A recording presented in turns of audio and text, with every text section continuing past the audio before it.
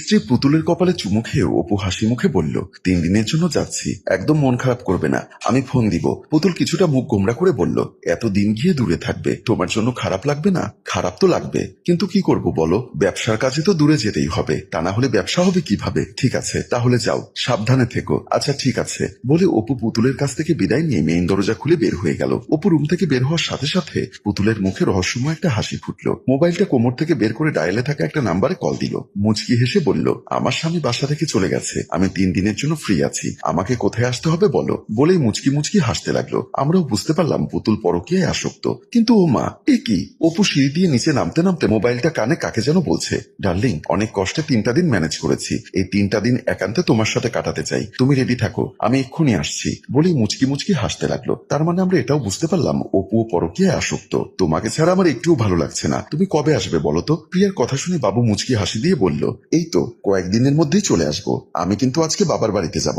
যাও তোমার বাবার বাড়িতে যাও, 4-5 দিন থেকে এসো, তুমি না অনেক ভালো, আমার কষ্টটা বুঝতে পারো, আমার যে একা একা থাকতে কষ্ট হচ্ছে, আমি বাবার বাড়িতে গেলে মনটা আমার ভালো থাকবে, সেটা তুমি বুঝতে পারো। ঠিক আছে, তুমি তোমার বাবার বাড়িতে যাওয়ার আগে দরজা তালা মেরে যেও, আমি আগে আগে যদি চলে আসি আমার কাছে চাবি আছে, বাসায় ঢুকতে সমস্যা হবে না। আচ্ছা ঠিক আছে, আমি দরজায় তালা মেরেই যাবো। আর শোনো, তুমি আসলে কিন্তু আমাকে ফোন দিবে। আচ্ছা ঠিক আছে, ফোন দিব। তারপর দুজনে হাসি মুখে কথা বলতে লাগলো। কিছু সময় পর কলিং বেলের শব্দে প্রিয়া দরজা খুলে দিল। হাসি মুখে অপু বাসার ভেতরে প্রবেশ করেই প্রিয়াকে জড়িয়ে ধরলো। সে নিজেকে ছাড়িয়ে নিয়ে বলল, কি করছো, পাগল হয়ে গেলে নাকি? সত্যি আমি পাগল হয়ে গেছি, তোমাকে দেখলে আমি পাগল হয়ে যাই, আমার মাথা ঠিক থাকে না, সব এলোমেলো হয়ে যায়। আচ্ছা পাগলামি যা করার বেডরুমে গিয়ে করো, এখানে কিছু করো না। ঠিক আছে চলো বেডরুমে চলো। বলেই আবার প্রিয়াকে জড়িয়ে ধরলো। এত পাগলামি করো না, দরজাটা তো বন্ধ করতে দিবে। আচ্ছা ঠিক আছে, দরজা বন্ধ করো। প্রিয়া দরজা বন্ধ করে দুজন খুশি মনে বেডরুমের দিকে চলে গেল। বেডরুমের ভেতরে ঢুকে বিছানা কাছে আসতেই অপু আবারও প্রিয়াকে জড়িয়ে ধরে আদর করতে চাইল। এবার অপুকে বাধা দিয়ে বলল, এত উতলা হইও না, আমি তোমার জন্য তোমার পছন্দের পায়েস রান্না করেছি,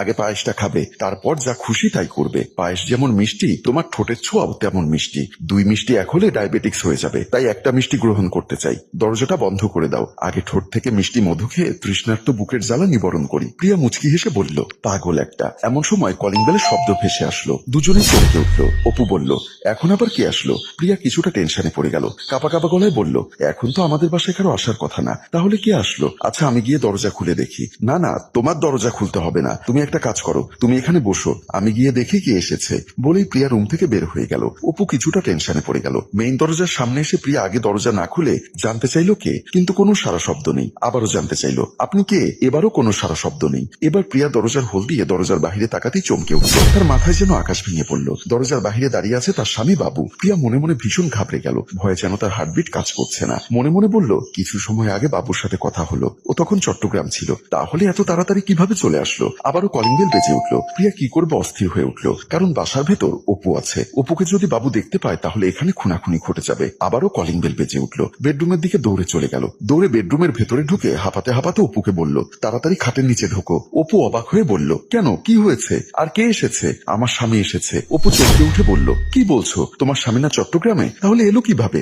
আমি জানি না কিভাবে আসলো, তুমি খাটের নিচে ঢোকো, যত সময় পর্যন্ত আমি না বেরোতে বলবো তত সময় বের হবে না। অপু এখন কি করবে ভাবতে ভাবতে সেও অস্থির হয়ে উঠল। প্রিয়া তাড়াতাড়ি অপুকে চেপে ধরে খাটের নিচে ঢুকিয়ে দিল। অপু অনেক কষ্টে খাটের নিচে প্রবেশ করলো। প্রিয়া খাটের নিচে উকি মেরে বলল, খবরদার, আমি যত সময় না বলবো তত সময় কিন্তু বের হবে না। বলেই প্রিয়া দৌড়ে আবার রুম থেকে বের হয়ে গেল। অপু খাটের নিচে অনেক কষ্ট পাচ্ছে আর ভয়ে কাঁপছে। দৌড়ে এসে প্রিয়া মেইন দরজা খুলতেই বাবু বাসার ভেতরে প্রবেশ করে হাসি মুখে বলল, সারপ্রাইজ।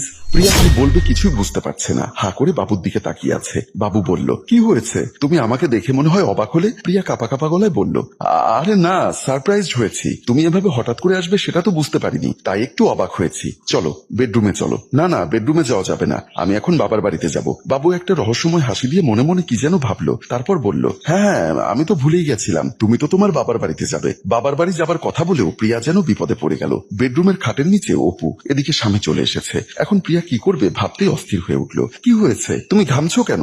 যাও তাড়াতাড়ি আমার শ্বশুর আব্বাকে দেখে এসো, শুনেছি তার শরীরটা নাকি একটু অসুস্থ। প্রিয়া এখন কি বলবে বুঝতে পারছে না। বাবার বাড়ির কথা বলেও ফেসে গেল, আবার কথা ফিরিয়েও নিতে পারছে না, তাই আমতা আমতা করে বলল, আমার শরীরটা এখন একটু খারাপ লাগছে, কালকে যাব। আরে কালকে গেলে হবে না, এখন যাও, আমি এখন খুব ক্লান্ত, আমি এখন গোসল করে ফ্রেশ হয়ে একটা ঘুম দিব, তুমি রাতের মধ্যে চলে আসবে, তারপর রাতে যা করার আমরা তাই করব। প্রিয়ার মাথায় যেন কাজ করছে না। এদিকে বাবু ভীষণ জোরাজুরি করছে। শেষ পর্যন্ত এক প্রকার জোর করেই বাবু প্রিয়াকে রুম থেকে বের করে দিল। বাবু দরজাটা আটকে দিয়ে রহস্যময় একটা হাসি দিয়ে বেডরুমের দিকে চলে গেল। প্রিয়া বাইরে এসে কি করবে কিছুই তার মাথায় ধরছে না। এখন নিশ্চিত ধরা খাবে, হয়তো এটা ভাবতেই তার মাথায় কাজ করছে না। অস্থির হয়ে দরজার সামনে পায়চারি করতে লাগলো, কিন্তু কোনো কুলকিনারা খুঁজে পাচ্ছে না। মনে মনে ভাবলো, অপু বুদ্ধিমান ছেলে, নিশ্চয়ই খাটের নিচ থেকে বের হবে না। বাবু যখন ঘুমিয়ে পড়বে তখনও বের হয়ে চলে যেতে পারবে।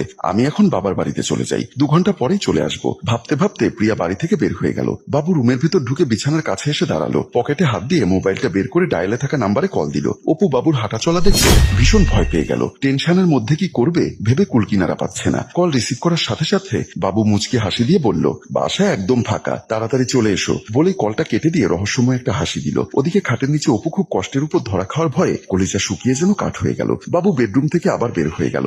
অপু এখন কি করবে, কিভাবে এই বাসা থেকে বের হবে কিছুই বুঝতে পারছে না। খাটের নিচ থেকে রুমের বাহিরের দিকে উকি মেরে দেখার চেষ্টা করলো, কিন্তু প্রিয়াকে কোথাও দেখতে পাচ্ছে না। প্রিয়ার সারা শব্দ না পেয়ে অপু টেনশনে পড়ে গেল। কিছু সময় পর কলিং বেলের শব্দে বাবু দরজা খুলে দিল। খাটের নিচে থাকা অপু চমকে উঠলো। কলিং বেলের শব্দে মনে মনে বলল, এ বাসায় কি হচ্ছে, আবার কে আসলো? এ কি? অপুর স্ত্রী পুতুল হাসতে হাসতে বাবুর বাসার ভেতরে প্রবেশ করলো। দুজন দুজনার দিকে তাকিয়ে মুচকি মুচকি হাসছে। তাহলে কি তারাও প্রিয়ায় আসক্ত? পুতুল বলল, আমার বান্ধবী প্রিয়া কোথায়? ও কি ওর বাবার বাড়িতে গেছে? আরে হ্যাঁ গেছে। পুতুল হাসতে হাসতে বলল, তাহলে এতদিন পর তুমি আমাকে আর আমি তোমাকে একান্তভাবে কাছে পাবো। আমার ভাবতেই যে কি খুশি লাগছে। চলো বেডরুমে যাই। ঠিক আছে চলো। বলে দুজনে বেডরুমের দিকে পা বাড়াবে, এমন সময় আবার কলিং বেল বেজে উঠলো। দুজনেই চমকে উঠে দাঁড়িয়ে গেল। পুতুল কাপা কাপা গলায় বলল, এখন আবার কে আসলো? বাবু কিছুটা ভয় পেয়ে বলল, আমিও তো বুঝতে পারছি না এখন কে আসলো। আচ্ছা তুমি দাঁড়াও, আমি দেখি কে আসলো। বাবু দরজার সামনে এসে দরজার হোল দিয়ে বাহিরে তাকাতেই চমকে উঠলো। চমকে উঠেই তার চোখ বড় বড় হয়ে গেল। দরজার বাহিরে দাঁড়িয়ে আছে প্রিয়া। বাবু যেন ভয় নিস্তব্ধ হয়ে গেল। পুতুল জানতে চাইলো, কে এসেছে? তোমার বান্ধবী প্রিয়া এসেছে। কথাটি শোনা মাত্র পুতুলও চমকে উঠলো। কাপা কাপা গলায় বলল, এখন কি হবে? কিয়ামত ঘটে যাবে। তুমি একটা কাজ করো, বেডরুমের খাটের নিচে গিয়ে লুকাও। আমি প্রিয়াকে 9-6 বুঝিয়ে ড্রয়িং রুমে কিছুটা সময় কাটাবো। তুমি ঠিক সে সময় বাসা থেকে বের হয়ে যাবে। পুতুল ভয়ে অস্থির হয়ে দৌড়ে বেডরুমের দিকে চলে গেল। বাবু থ হয়ে দাঁড়িয়ে আছে, তার হাত পা যেন শীতল হয়ে আসছে। দরজা খুলবে কি খুলবে না সেই দ্বিধা দ্বন্দ্বের মধ্যে পড়ে গেল। ওদিকে প্রিয়া কলিং বেল টিপিয়ে চলেছে। পুতুল দৌড়ে বেডরুমের ভিতরে ঢুকে ভয়ে তাড়াহুড়ো করে বেডরুমের খাটের নিচে ঢুকে পড়লো। অপু খাটের নিচে দুজনের মুখোমুখি দেখা হতেই দুজনেই চমকে উঠলো। একজন আর একজনের দিকে হা করে তাকিয়ে আছে। প্রিয় ভিউয়ার্স, এখন কি হবে এই উত্তরটা কি আপনাদের জানা আছে? হয়তো কেউ বলবেন কিয়ামত, কেউ বলবেন লঙ্কা কাণ্ড, কিন্তু যাই হোক মঙ্গলজনক কিছু হবে না। পরকীয়া কখনো মঙ্গলজনক কিছু করতে পারে না, শুধু অমঙ্গল ডেকে আনে। এরপরে কি ঘটবে এই ঘটনা নিয়ে আসছি দ্বিতীয় পর্বে।